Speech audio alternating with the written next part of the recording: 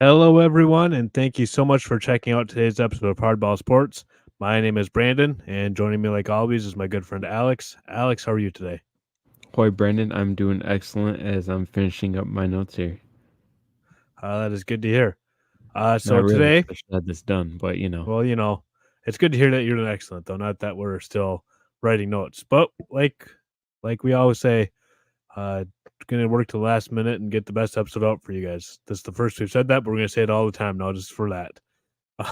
But So today we are talking about the NL West. The original plan honestly was doing the NL East, but then I saw on the schedule that the Padres and the Dodgers are playing in South Korea this week for regular season games. So I figured, well, if they're going to be playing real baseball, we better talk about them before we talk about somebody else. So yeah, I they have a played this question for morning. you. Yeah, yeah. You can finish what you're saying. Sorry, I didn't mean to interrupt. No, no, go ahead. Uh, how do you feel about having regular season games and then going back to spring training afterwards? I don't like that part of it. I don't either. Like I like the international part of this as we're trying, and especially in Asia because baseball is huge in Asia. Hmm. Like they, for lack of a better term, actually not even lack of a better term, they basically worship the sport over there. Yeah. Like this is like soccer for the rest of the world and baseball in Japan and South Korea. Like that's Hmm. just what it is.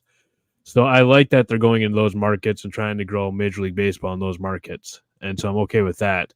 But I don't like you said, playing 2 games in a different country and then coming back to Arizona or Florida. I think they're in Arizona, and going into spring training mode again. Yeah. It's just weird and sloppy. But Yeah. at the same time, though, it's probably if you want to do games in Asia, this is probably the best chance to do it, unless if you do it right before the All Star game. I Which, would say just make this the opening series for yeah, but opening then day. the issue with that though is you have to have the because it's a 6 a.m. start for Eastern Standard Time, so it'd Oh be yeah, I actually a forgot about 3 a.m. start. yeah. It's basically a 3 a.m. start for these teams because they're both in California. So you'd have to go back and adjust the time zone. So I understand why they had to do it this way. So like I said, literally the only other scenario would be do it right before the All Star game, and because I think they did that with England either last year or 2 years ago. They had a game in London Yeah, I think right you're before the right. All Star game. So that's the only other time to do it because you can't have a team play at 3 a.m. in the morning on Monday, for example, do a Monday Tuesday series, have a Wednesday travel day, and then play the Mets at 7 p.m. or I guess 4 p.m. your time uh, in New York. Like that just seems like a competitive disadvantage to me. So that's why they have to do it this way. If you're going to play in Asia, South Korea is where they're at right now. But it's part of growing the game too. Like they need to. This is a market where if they can get fans, which they do have fans there, it really helps growing the game. Which I'm all for growing games. Like any idea to grow the game is a good idea as long as you don't completely ruin the game. And playing in South Korea is not going to ruin the game. Did you watch any of it? I know you probably had to work this morning, but did you watch any of it? I saw 1 inning and that was it. So it was kind of weird. They had cheerleaders there on top of the dugouts, but not like your typical American cheerleaders with pom poms or anything like that. They literally had guys and girls both, and somebody had a microphone leading all the chants for the crowd while the pitcher's pitching. It was absolutely crazy. Yeah, I heard something about that. That intrigues me. Yeah. Another thing that happened in this game that I honestly don't think I've ever seen before. I believe it was Mookie Betts in the first or second inning. I think it was the first inning. I went to go steal second base, and the Padres catcher went to go throw him out. And when he when he was put his hand back to throw, he actually hit the umpire. So it's called umpire interference, and Mookie had to go back to first. So that was crazy. I've never seen that before. I say I don't think I've ever seen that or even heard that before. No. So the Dodgers won today 5-2, which the Dodgers honestly are the best team in baseball on paper, anyways. Them and the Braves, they're really close. But today we're going to talk about the NL West because, like I said, that series is going on. And with that series going on, we figured the two teams to start out with would be the Padres and the Dodgers. So I'm going to kick things off here and talk about the Padres for a few minutes. The Padres last year finished, I believe, third in the division. They were uh, very underperforming last year. They had a lot of pressure on them last year. They had Juan Soto, Manny Machado, Fernando Tatis Jr. For pitchers, you had Blake Snell, who won the Cy Young. They had a lot of money in this roster and a lot of resources put into it. And I think they've won 84 games, which is not good enough for them with the roster they had. So last year, their home run leader was Juan Soto with 35. Manny Machado had 30. Fernando Tatis Jr. had 25, and Gary Sanchez had 19. So they had star power at the top, but the rest of the lineup just wasn't there for consistency, really, for power numbers. Batting average leaders, you have Xander Bogaerts hitting 285, Juan Soto hitting 275, Swan King, and I'm sorry if I butchered that one, hit 260, Machado 258, and then Tatis Jr. hit 257. So again, top heavy, where you had 4 or 5 guys do really good, but the rest of the team really it dropped off after Tatis Jr. Considerably for the batting percentage. OPS last year, we had Juan Soto with 930, Xander Bogaerts 790, Machado 782, Tatis Jr. was 770. So again, even between first and fourth place on that one, there's basically a 200-point differential, which is significant. And actually even between first and second there. And the issue is here is they traded Soto to the Yankees this offseason, which we'll get to that in a second. So literally, if you're looking at last year's stats for hitting, your home run leader, your second best batting average hitter, and your top OPS guy is gone. So it's looking kind of bleak with that. And then, like I said, Blake Snell won the Cy Young. Well, he's not coming back either. He just signed with the Giants, which Alex will talk about that later on in this episode. Stolen bases. I didn't do this for every team I'm covering tonight, but they had a couple guys actually steal quite a bit of bags. They had Swan King, and again, I'm sorry if I'm butchering that name. He had 38, and then Fernando Tatis Jr. had 29. So they did swipe a few bags with those two guys, but again, a huge drop off. But stolen base is one of those things where not everybody can do it either. Their offense main stats for as a team, they had 205 home runs as a team. League average is what last year was 196, so slightly above average in power for the league, but not a whole lot better. League average and runs scored is 748. They scored 752, so only 4 more runs than the average Major League Baseball team last year. Not good enough with the star power they had. Stolen bases, because of Kim and Tatis Jr., they had 137, which is 20 more than league average. And then last year, the league average OPS was 734. As a team, they hit 742. And again, with the star power they had of Soto, Machado, Tatis Jr., Xander Bogaerts, that's just not good enough. And so they kind of retooled this offseason. But before we get there, the pitching last year actually was actually solid for the most part. As a team, they had a 3.73 team ERA, which was second in baseball. Only the Brewers had a better team ERA than San Diego last year. Pitching, they struck out 1,445 hitters last year. League average was 1,395. And like I said, Blake Snell won the Cy Young. So last year, like I said, was a very underperforming year for the Padres, excuse me. So they kind of changed a lot up here. They lost Soto, like I said, traded him to the Yankees. Blake Snell just signed with the Giants. Matt Carpenter went to the Braves. Also in the Soto trade, Trent Grisham went to the Yankees. He's another outfielder. Their catcher, Austin Nola, signed with the Royals, as long as Michael Wack, who's also a pitcher. The ageless wonder Rich Hill was with San Diego last year. He is currently a free agent, and honestly, I'd be kind of shocked if he signed anywhere else. But crazier things have happened, I guess. Drew Pomeranz is a pitcher. He's now with the Angels. Gary Sanchez went to the Brewers. G-Man Choi is in the Mets organization, and Josh Hader was in their bullpen, and now he's with the Astros. So a lot of loss for the Padres this offseason. Key additions, they just picked up Dylan Cease last week, I believe it was. They also picked up Wandy Peralta. He's also a pitcher. They signed catchers Kevin Plawecki to a minor league deal, and also got Kyle Higashioka from the Yankees. And I'm sorry again for butchering that one. Michael King also they got in the trade with Soto. He's a pitcher that came back from the Yankees. And then they signed utility player Tyler Wade. So they lost a lot, and really the additions that they got, they really only huge impact player they got back is Dylan Cease, I would say. But they got some decent pieces also, but just not a whole lot to get excited about for what you lost. Key prospects for the system. This one, so normally what we've been doing for the key prospects is talking about guys who are really close to being major league ready.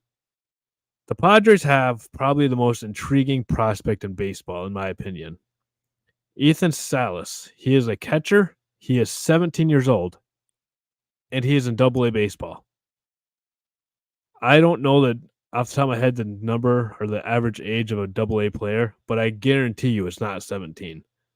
It is probably closer to 22, 23 years old, maybe a little bit older than that. So the So fact that he's they have, like fresh out of high school then. If he's I think, 17. actually he's been in the system a couple years. I think I don't know how but he started playing with them when he was 16 in their system. I think he might have been an international signing. I was gonna say, how's that possible? Yeah. But he's their top prospect and number 8 in all of baseball. And again, he's probably not going to be in the big leagues this year. MLB.com has him coming next year. We'll see what happens. But I just wanted to mention him because 17 years old and Double-A, that's impressive. And especially, it's impressive for any position, but catcher especially, because that is a demanding position where you got to basically learn how to call a game, catch a game, and also maintain your hitting. So being 17 and in Double-A is just really impressive. Their number 2 overall prospect, Jackson Merrill. He's actually made the opening day team roster. He's number 12 in MLB.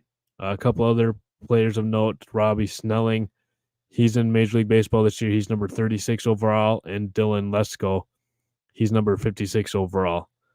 When they traded for Michael Wacha from the White Sox, they gave away their 5th, 6th, and 7th ranked prospects. So that is going to knock them down in their ranking for top systems in baseball. So I didn't write down their number because I don't think it's going to be accurate anyways.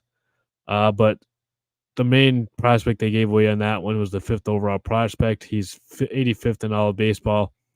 Pitcher Drew Thorpe. And then finally, Mike Schilt is the new manager of the Padres after Bob Melvin is now with the Giants. Schilt managed the Cardinals from 18 to 21, had a 252 and 199 record, 559 winning percentage. The reason he's not with the Cardinals anymore is because the Cardinals fan base, and if you're a Cardinals fan, I'm sorry for what I'm about to say, and you might not be part of this, but overall, the Cardinals fan base is a little delusional, thinking that their team is the best team in baseball and that they are going to win the World Series every year.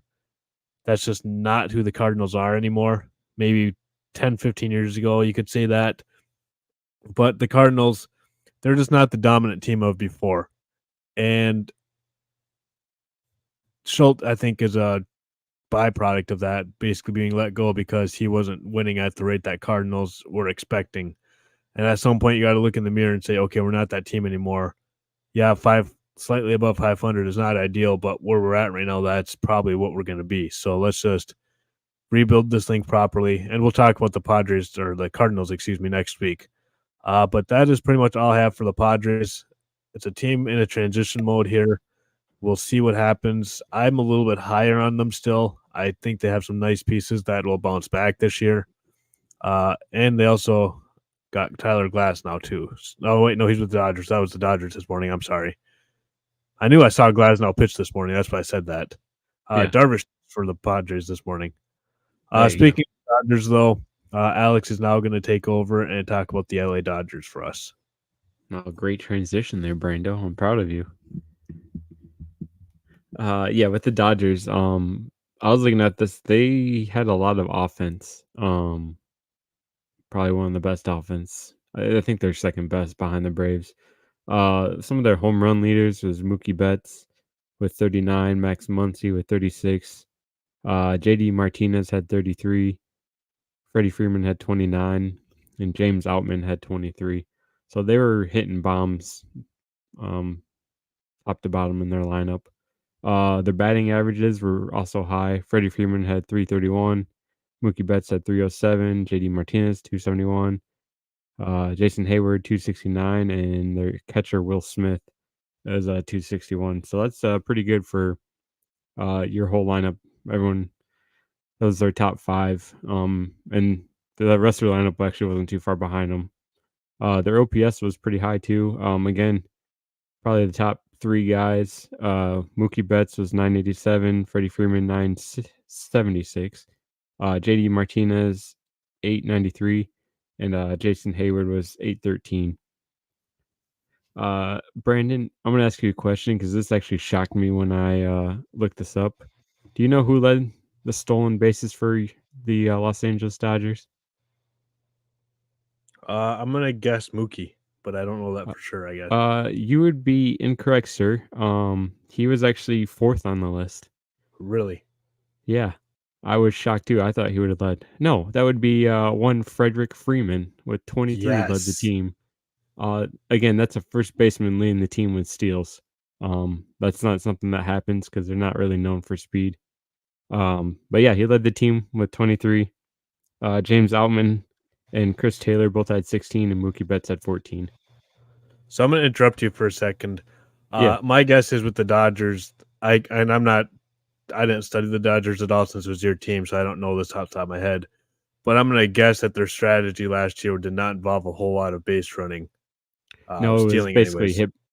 hit the ball as far as It you was can. it was basically like the Tigers of now they had different personnel, but it was basically the Tigers with Fielder and Cabrera, and let's get a double and driving runs that way. Yeah, I'm going to assume that's and probably what the Dodgers strategy was, and it worked for them. So it definitely worked for him too.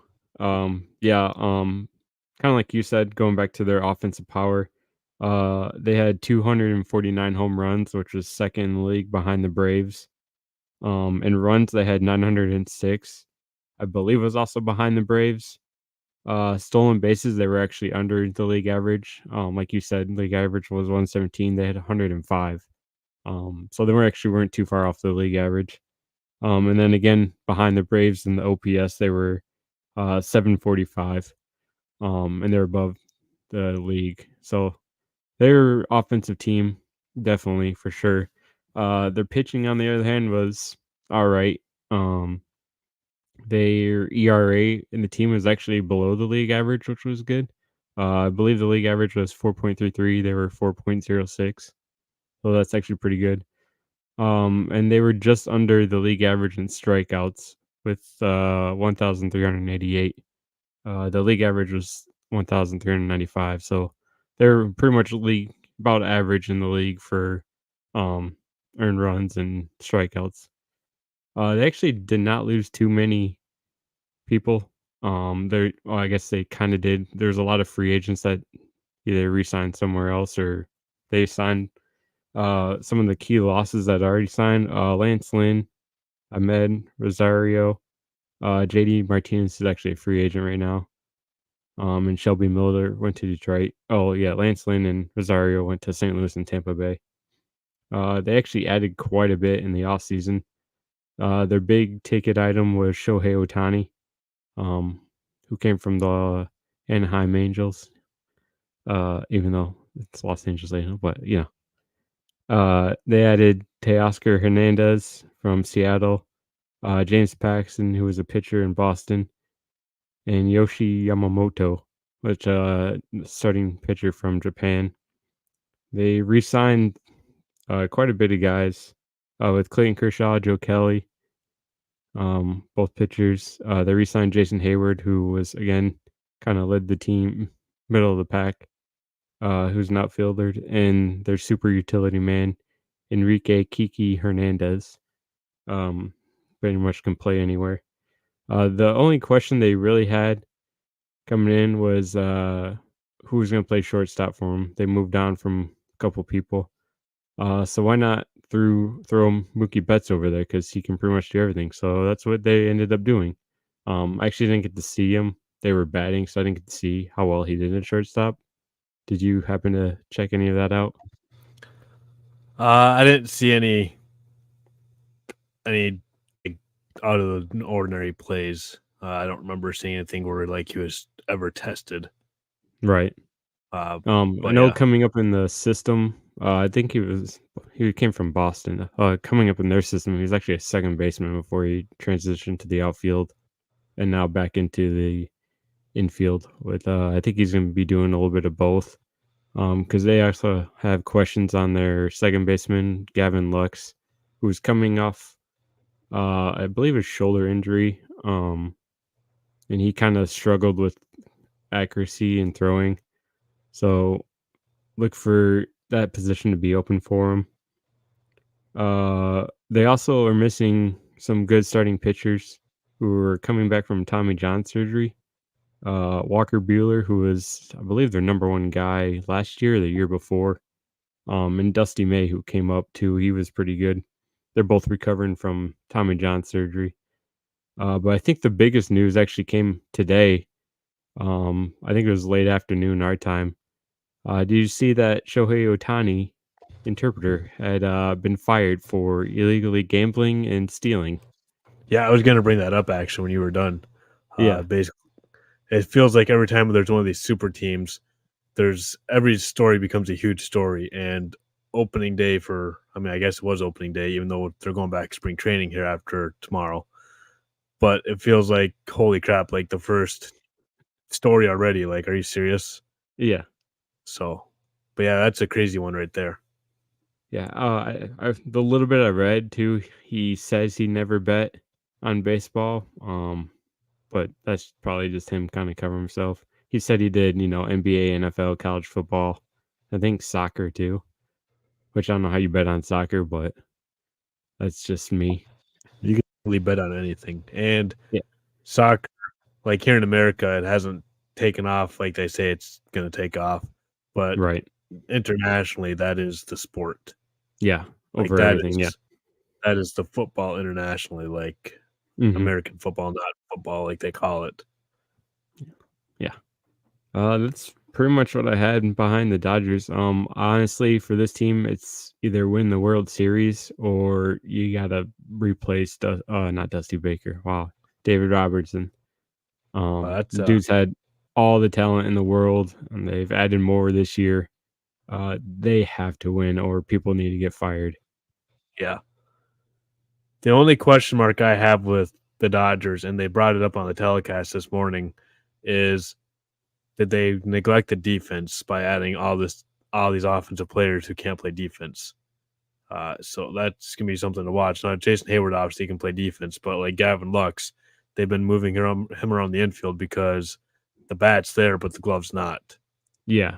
And I think that's why they kind of re-signed. I think or he might already be 1 year left.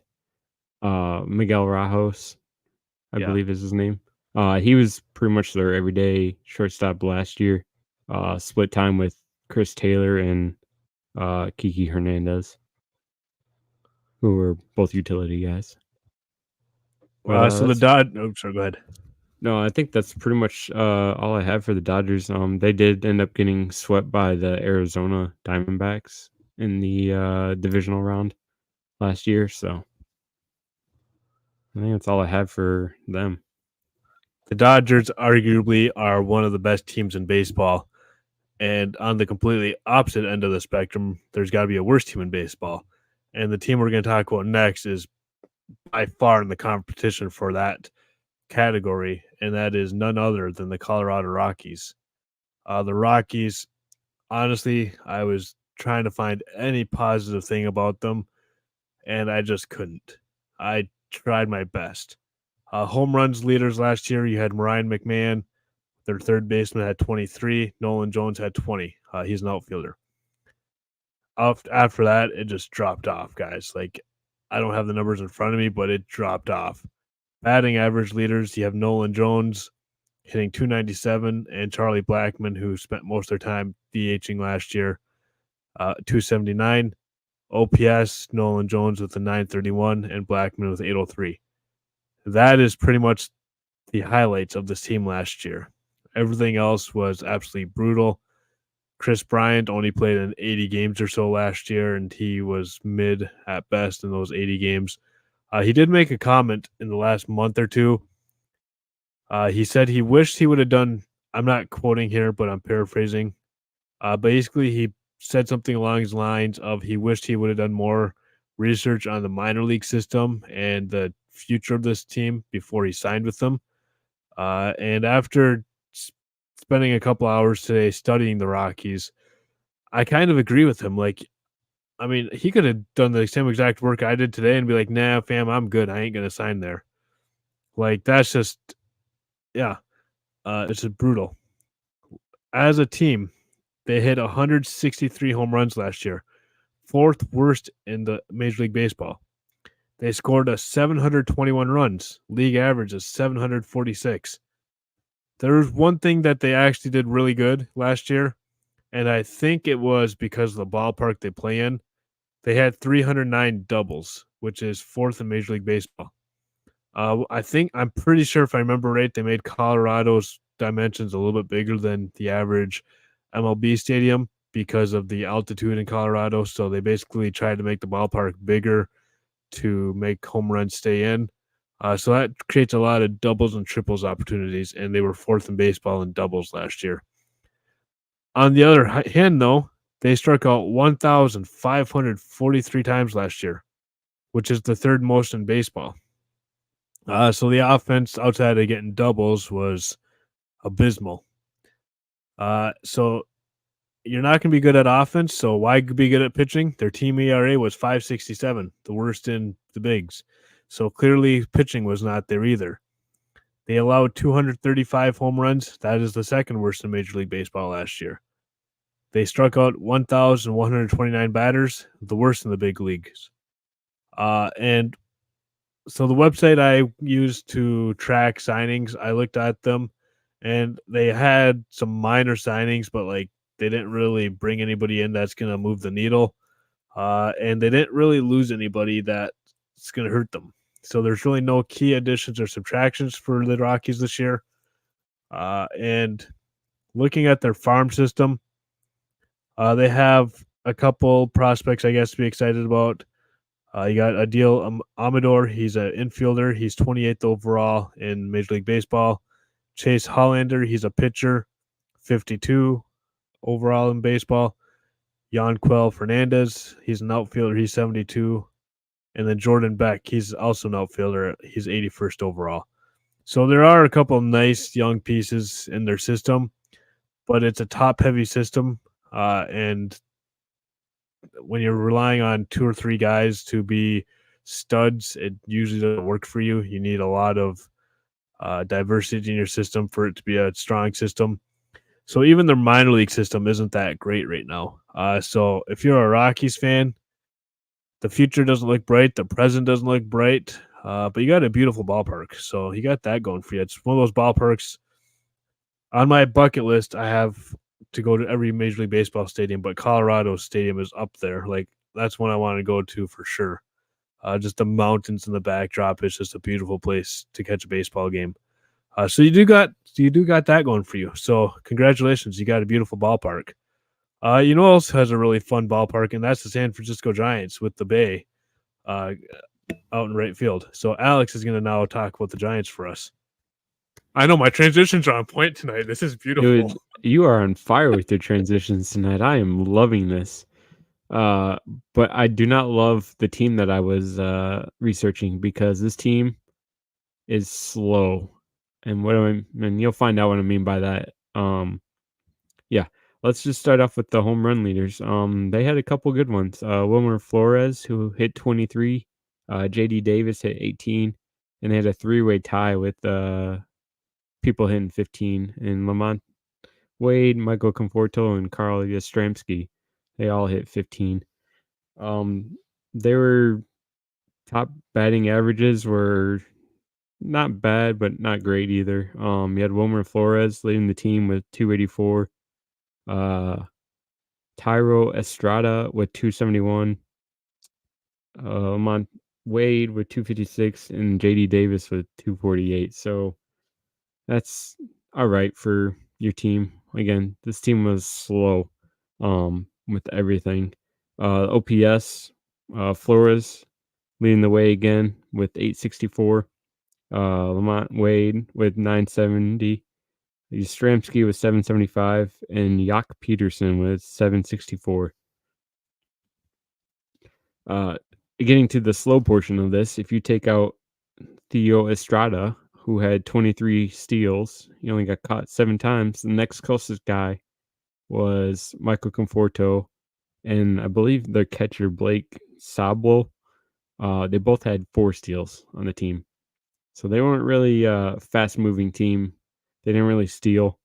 They kind of hit all right. They were below average in home runs. They were hit 174 home runs, sorry, as a team. 196 was the league average. They did not score a lot of runs. They only scored 674. Their OPS was 695. They were dead last in stolen bases with 57. Yeah, so they were under average in everything, and they were slow. And with that, they lost a lot of people. They lost Jack Peterson to Arizona, JD Davis to Oakland. I don't know why you want to go to Oakland now, but Sean Manaea to the Mets. Alex Wood also went to Oakland. Must be a package deal. Paul DeYoung went to Chicago. Joe Ross went to Milwaukee. Some other bum went to Oklahoma, so I guess it kind of fits. And Scott Alexander, no offense, but I mean, why are you going to Oklahoma? You mean We talk Oakland? about it. Oakland. Yeah, that's what happens when I oak on it, At the Emi. Look at that. Emi. Let's put the air on me. Anyways, maybe they should go to Oklahoma rather than Oakland because they'll probably play better in Oklahoma. So I'm just gonna leave it at that, Brandon. And we're just gonna move on. Somehow they signed a huge free agent out of South Korea Baseball League in Young Ho Lee. Who was an outfielder. He signed for 6 years, $100 some millions. They also added the former Cy Young, like you were talking about earlier, and Blake Snell. Added Matt Chapman, Jordan Hicks from Toronto. Matt Chapman was from Toronto. Jorge Soler, who's pretty much going to be their DH the whole time from Miami. He's just there to hit. That's about it. And then Tom Murphy from Seattle.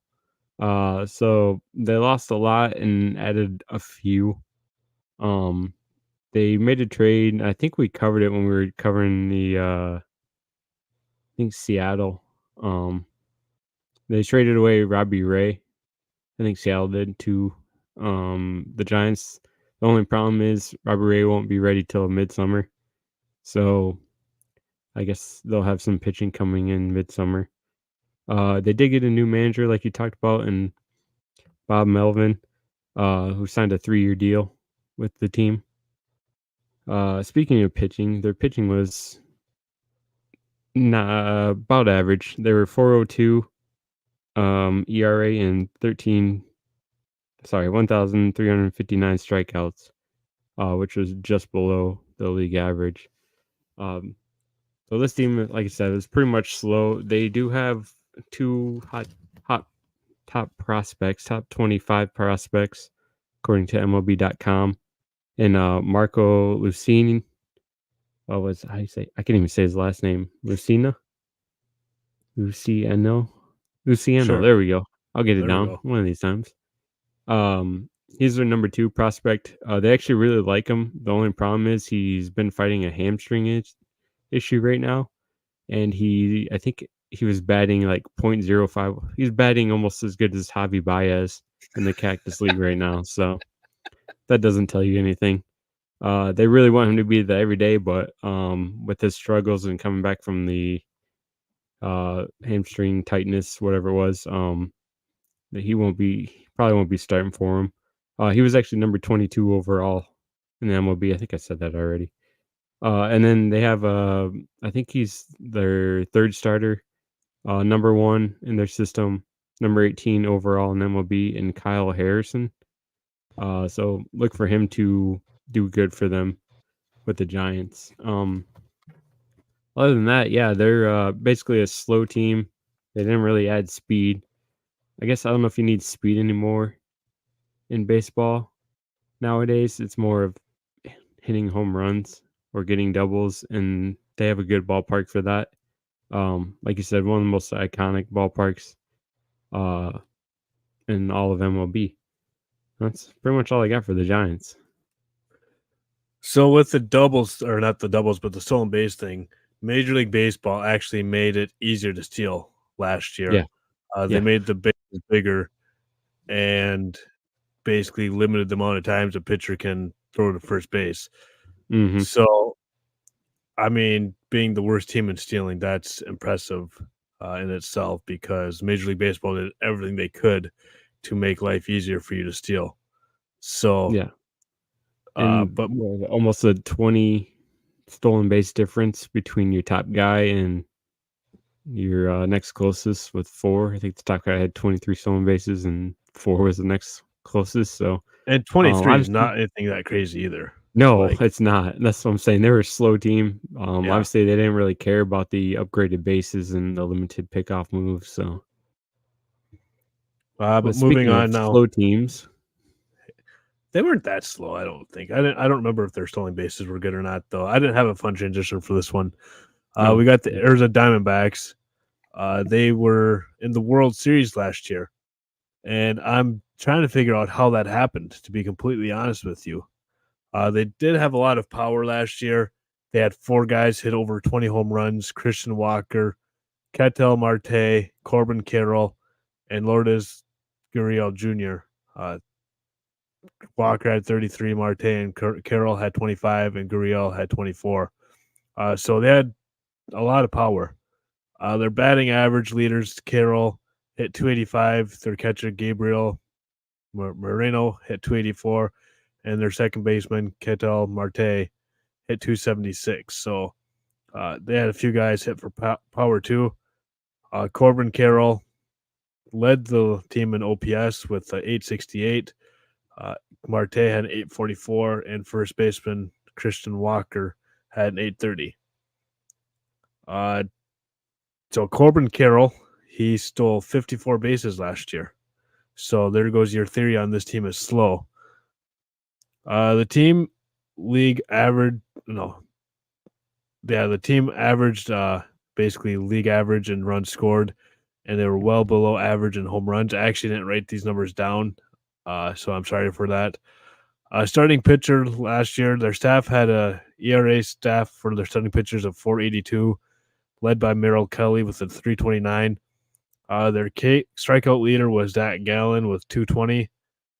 Uh, so there wasn't really anything too special here. So the fact that this team was able to make it to the playoffs and then sweep the Dodgers in the NLCS and then make it to the World Series where they end up losing the Texas Rangers, that's a really good run for this team this year or I this past season.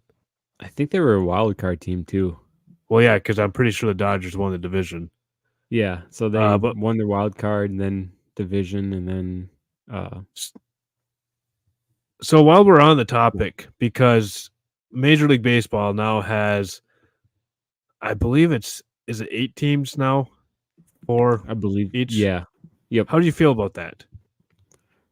I don't think I like it.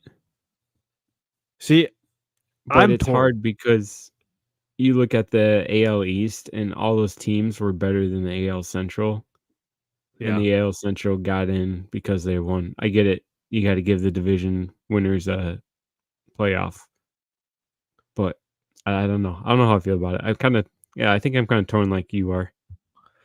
So I don't want 500 teams in the playoffs, and that's what's going to happen if you have 8 teams in.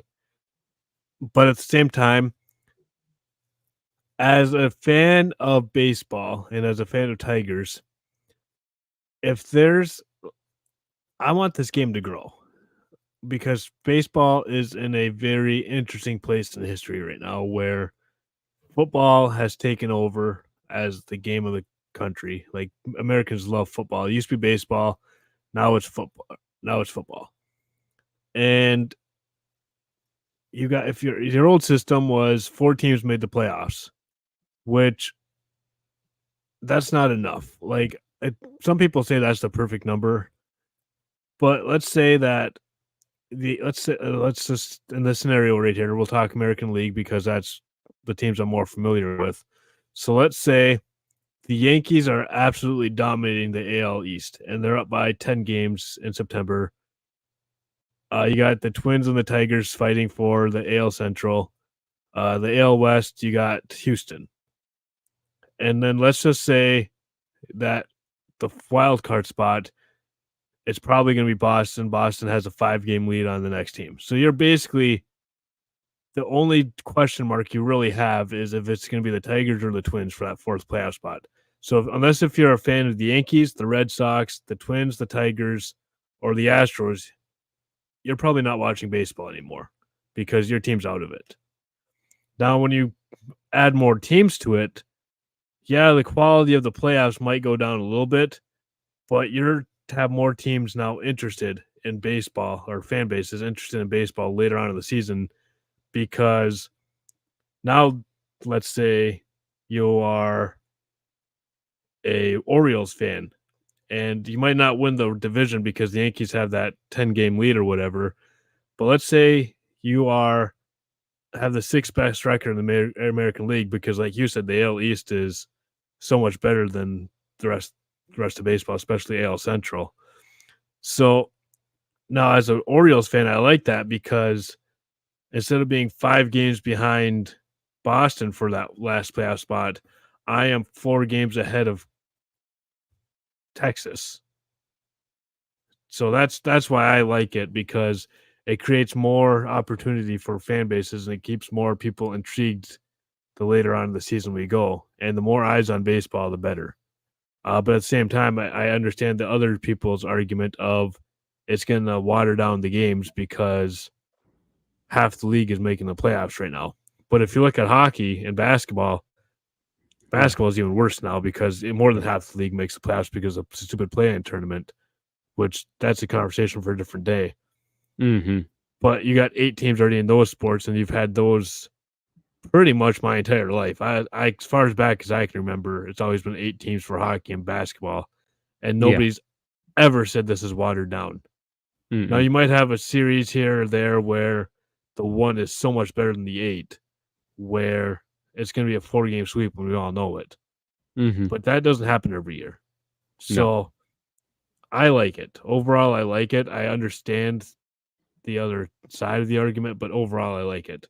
And it gives teams like Arizona, who went ahead and didn't win the World Series, but made it to the World Series last year. In the 4-team system, I don't believe Arizona makes the playoffs last year. I didn't look at the numbers, but I don't think they were the 4th best team in the NL last year. Mm-mm. So I like it because, and especially now that a team like Arizona has made this run to say, just let us in and see what happens. Yeah. So, Would but you change any of the if you were to add this stuff? Would you change any of the best of series? Would you keep them best of 3, best 5, best of 7? so I wouldn't. I would have. I don't think it's actually 8 teams. I think there's 7 now because I think somebody has a Okay. bye. So the top overall in AL, So and then they'll probably have a bye. I think it's 1, then 5, then 7. I think is how it goes. Okay. If I remember right. So I would add an 8th team actually, just for kicks and giggles, and nobody gets a bye. Mhm. And then so either I would probably do 5 for the first 2 rounds, and then 7 for the last 2 rounds. Okay. Because baseball, you unless if you're playing out west, you can have or in the dome, you're gonna have weather at some point in the season. Yeah. But going back to the Diamondbacks, because that's how this whole rabbit trail started. Uh, like I said, they made a nice run to make the World Series last year, even though this team on paper looked very average.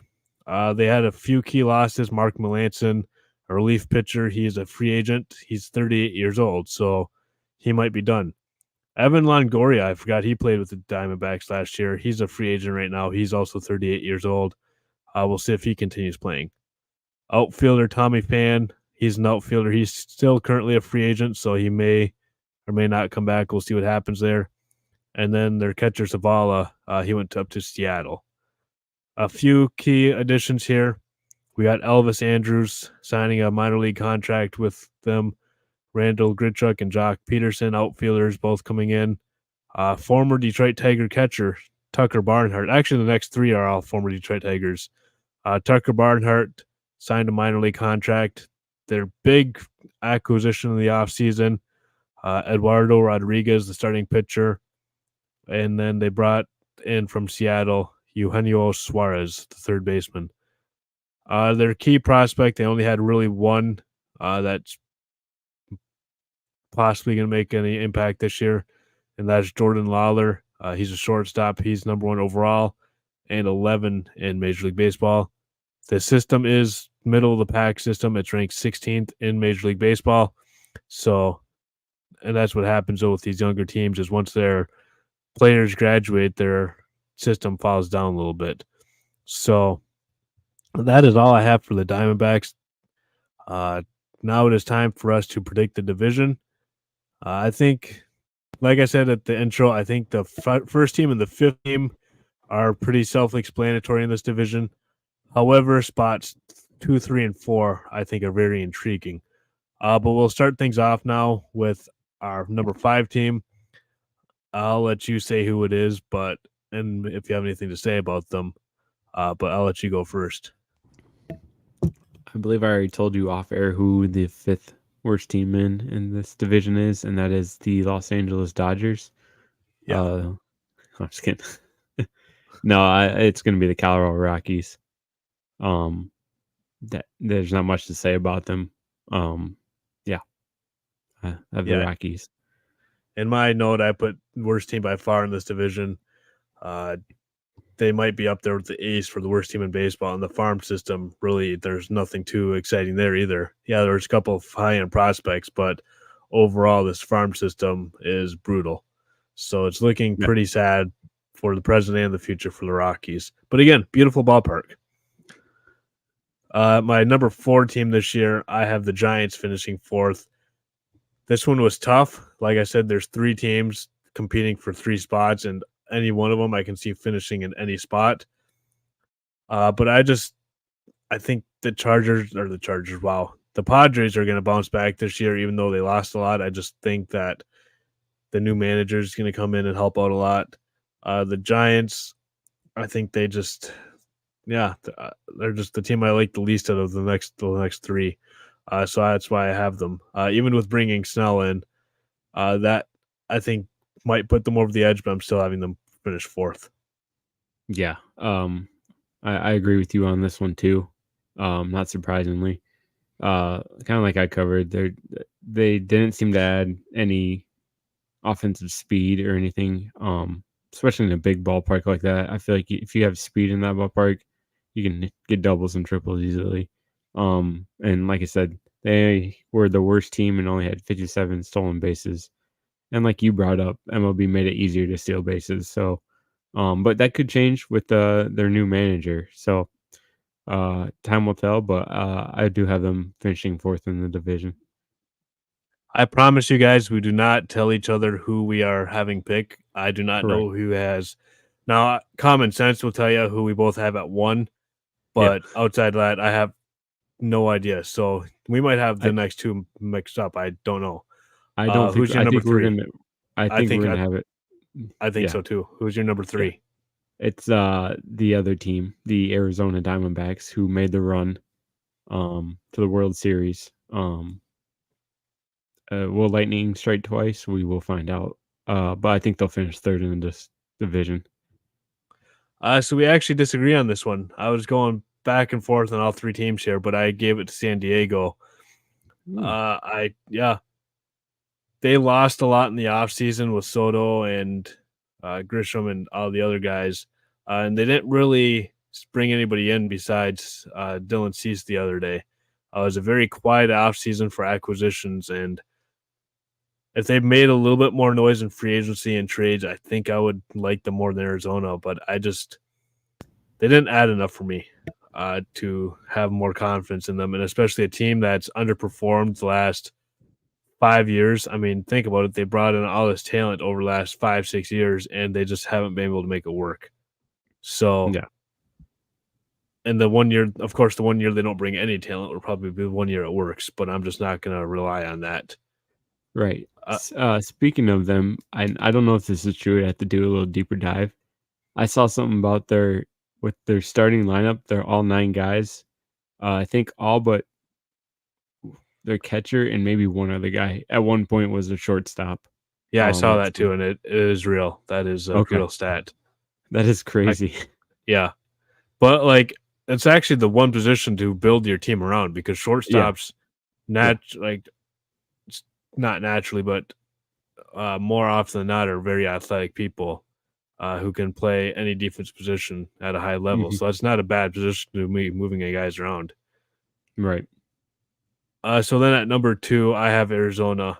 I Yeah, this team was average last year, but they had a really good offseason. I think the Rodriguez signing, the Suarez, I think the Suarez will add a lot of pop to the lineup. Erod's a really good pitcher. So I think they actually carry on from last year, build on from last year, and bring in those pieces. I don't think this puts them any closer to win this division. I think the Dodgers are the clear favorite to win this division, but I think they are, in my opinion, the best of the three teams. Yeah.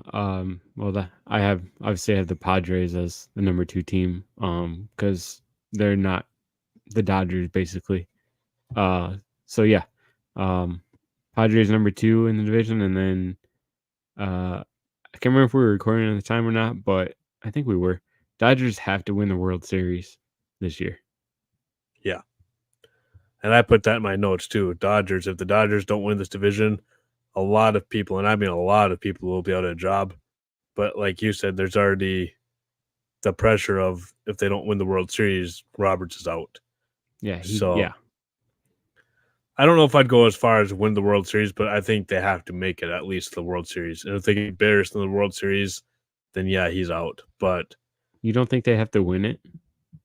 I, I mean, for Roberts to keep his job, I don't think winning the World Series is completely necessary.